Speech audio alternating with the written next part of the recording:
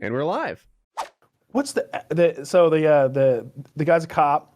He's an alcoholic cop, estranged from his wife and son, and he's a really good-looking, handsome guy. I can't think of the actor right now. He's the guy from In Bruges. Colin Farrell? Is it Colin Farrell? Yeah, I think so. Good-looking, dark-haired young man.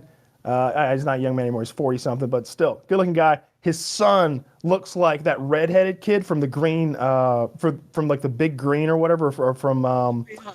Yeah, the Big Green. Yeah, the soccer movie, the fat redhead kid. His son is lots like of better fat, reference. gross-looking kid. Yeah. This other kid at school's fucking bullying him and like just His constantly shoes are picking missing. on this That's kid. how it starts out. Steals He's like, his "Where are your shoes? I bought you shoes." And What the fucking shoes? and his stepdad is like, I'm gonna call him Colin because I forget his name. Colin Farrell's the actor. Like, drop it, Colin, just drop it. He's like, no, where are your shoes? I bought you new shoes. I guess he bought him nice shoes. And the kid Jordans, doesn't want to something. talk about it. And Or LeBron. someone at school stole his shoes. And he's finding out the kid's getting bullied. And he's like, what's this guy? Casey? Casey, is that a boy's name? Casey? Is that guy's name? He's like, Is there a girl picking on you? So he shows up at the house, and I think Casey answers the door, and he's like, "Hey, is your dad here?" And he gets his dad, and he's like, "I'm a cop." Right? They don't tell him what it's about or anything. And Dad steps outside, and he's like, "Your kid's bullying my kid," and he didn't get the answer he's looking for. Do you remember what Dad said? I don't think Something he let like- Dad say anything. I think he did. I think he didn't I get think the he answer. just immediately began assaulting the dad in a horrific manner with brass knuckles. He just immediately decked the dad, and like the son tries to run away, and he grabs the other man's son and like headlocks him. He's like, "No, you watch this. This is for you." His dad's He's taking this for ass you. kicking for you. You continue to fuck with my boy, I will take your head and shove it up your dad's ass, or something like that. Very close. I'll come back here and fuck your dad in the ass with your mother's corpse or something like that. It's something awful. It's great. And like he doesn't just beat the dad up. Like the dad has to go to an ER after this. The dad is fucked. We've all up. seen guys get knocked out. It's almost normal on TV, right? Not in real life, but on TV you see people get knocked out all the time. It's almost like, Taylor, shh. There's people outside. Oh, Taylor can't be quiet. I'll just hit him in the back of the head with a wrench. It's a silencing mechanism. They don't make knocking. Knocking out's a really big deal, but not on TV. Yeah, you're gonna have serious neurological damage. Right? You're gonna have traumatic brain injury for your lifetime. But no. On TV, it's not a big deal. You are not used to seeing an unconscious man on the ground continue to take more blows, but that's what happens in this scene. And that kid was a bully. He had it coming. That kid was a piece of shit, and I loved watching his dad take one awful beating. Just an awful beating. Brutal. It was brutal. And after that, like he was just like, "You're not bullying anybody at school, are you? You're being nice to the children. Yeah. Please be nice to the other children, Tommy. I'm gonna need you Please." to lighten up. Did you guys ever that's see felony fights on YouTube? Of course. Yes, felon fights. Oh, Yeah. I was training jits at the time, and I would put myself in that position, like mentally put myself in that position. Like, how would I do in felony fights? Some of them okay. Some of these guys were completely not really that scared. I'm sure, Danny, you felt the same way. Some of them, and I've evolved my thinking on like what it takes to win a fight lately, right? And here there are three pillars. Danny, you could beat Anderson Silva. So is athleticism, aggression, and technique. Okay. And I think I used to think it was kind of like technique, and athleticism, or like maybe like technique was 80% of it, and it was very much like a guitar competition. I used to use that parallel, like are you better than me at guitar? Well, if you're good at all at guitar, actually everyone's better than me at guitar, right? So, but that was like where my head is, and it was like, oh well, this guy's trained, therefore he's better than everyone who hasn't trained, and then it helps. But there's three pillars: aggression, athleticism, and technique. And would you say it's like 10% luck, 20% skill, 15% concentrated power? Something like that. That's what I hear. 5% pleasure, 50% pain. And 100% reason to remember the name. Okay. Yeah, the pillars. what are your pillar system? This sounds like Islam all of a sudden. I'm a little thrown off. I'm feeling judged here. But yeah. So I'm just the aggression pillar is the one I'm not so sure about. Dude, Tell me about the aggression pillar. I don't know. Oh, I think it's the most important. I think the aggression thing. I think the pillar of aggression is the most important thing in fighting. I'm not sure. One-on-one scenario. Here's where that came from. Like I think I saw it mentioned, and I was talking to a brown belt. My wife has like her best friend's husband is a brown belt, and he came over, and we're being like we have like a matched friendship as if we were Arabs or something. Anyway, we have an arranged friendship. That's what I'm looking for. Yeah. So anyway, I'm hanging out with this guy. He's actually pretty cool, and I used my weight system. I was like, yeah, every belt's worth about 30 pounds or so. A blue belt beats a white belt if he's within 30 pounds of that guy, roughly. And he's like, yeah. I also add 10 years to that. He's like, because the guy's like my age. He's like almost 50. And he's like, I go up against a guy, maybe same technique and athleticism level as me, but he's 25. He just wants it so much more. I'm like, meh. And I'm like, so aggression is like, it's a piece of it. Guys like, I'm so angry, I'm great at fighting. Nah. There's more to it than just anger. You fuck.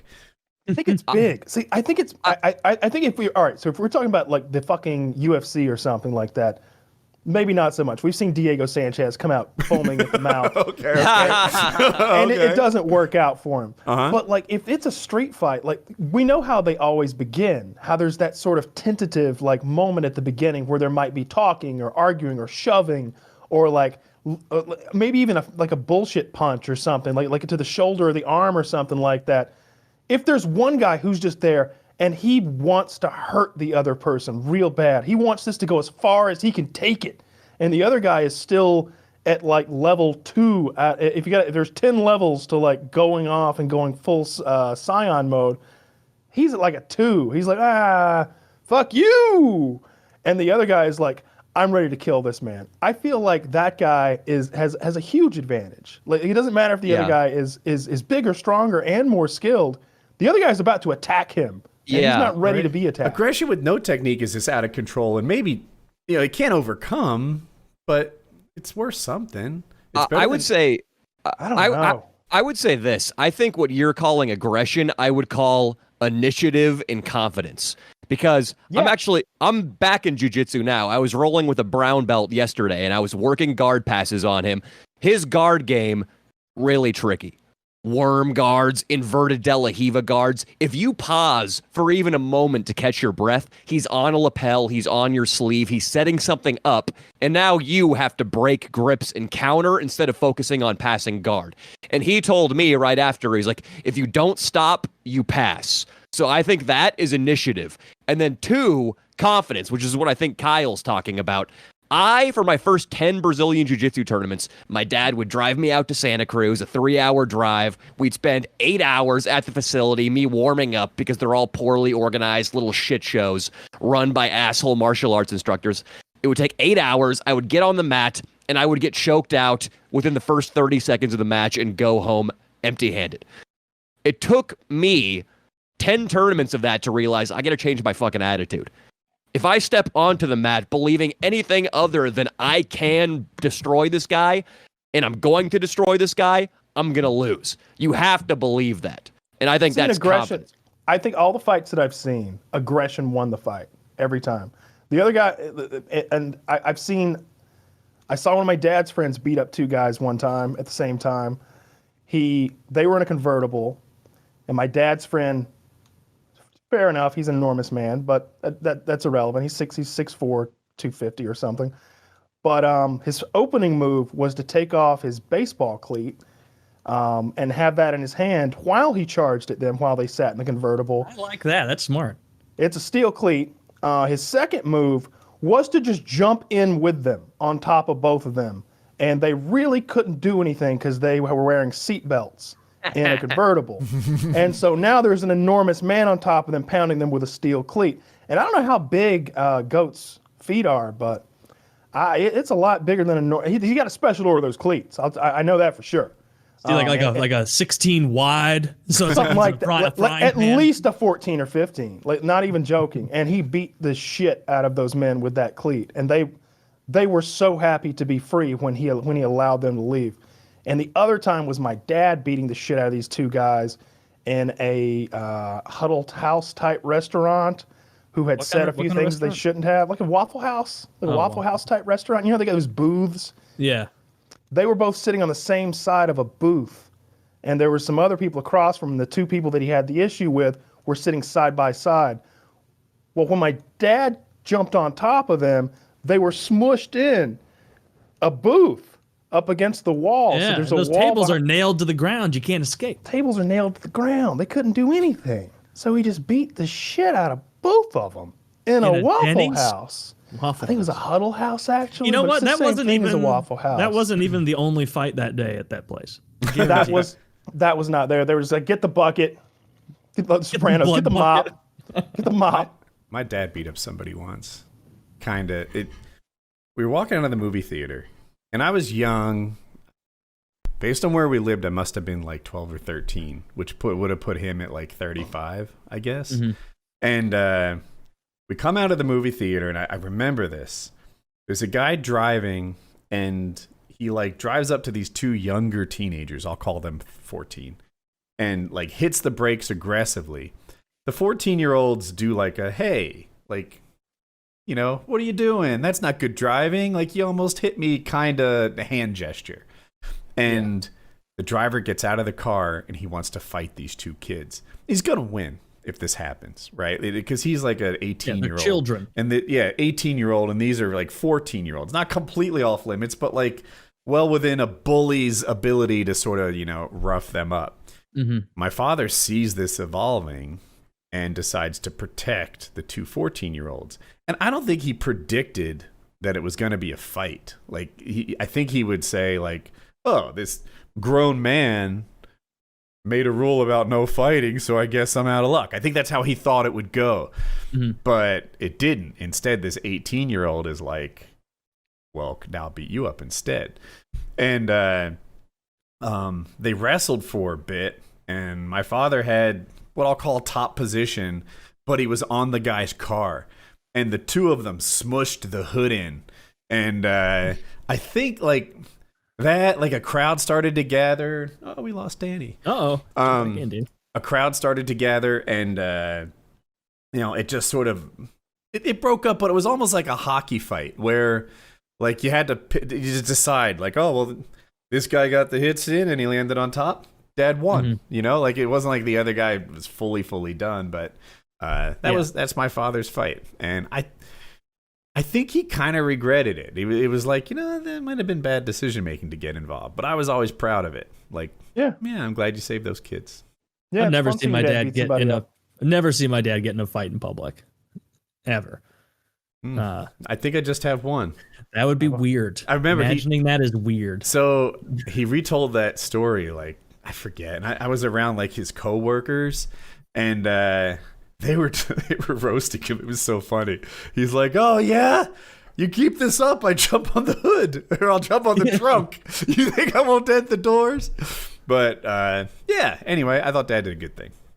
You think it's scared to take Woody's tent flap? You take his father's tent flap. It was a rain fly. He's too old to win now. Yeah, the rain fly. Man, didn't that turn into a bit of a kerfuffle? So I was talking to somebody in the Discord yesterday. They were like, I just watched that clip of Woody threatening Chiz. It's so good. It is funny because the joke falls apart immediately. It's like, I knew we just put leaves on it. It's fine. I knew it would fall apart. I think, I don't know if that part's in the video where we're discussing the joke and like setting the joke up. I don't know if that's in there, but even in there, I'm like, this isn't going to go well. I felt bullied, and I don't... Woody doesn't take small slights well. I guess it is a small slight. In my head, I was just standing up for myself. You know, you don't let yourself get pushed around. And and it didn't look great on film. I thought it was hilarious. I think it's hilarious. But in my head, it was like because I had previously been like, oh, guys, like I had asked you to like respect my rainfly, like you were. That's why we did it, because you'd made such a big deal out of it. Yeah, I forget what it was. You drape it over your Yeah, so the tent rainfly goes on top. And the thing about rainflies is if you molest them at all, then they stop being waterproof. You know, so... Like children. You don't... Yeah, I guess. So anyway, you don't like leave it on the ground or whatever. And I forget what they had done that made me feel like they were like, now my rainfly wasn't going to work anymore. Like, I'll just leave it alone or whatever.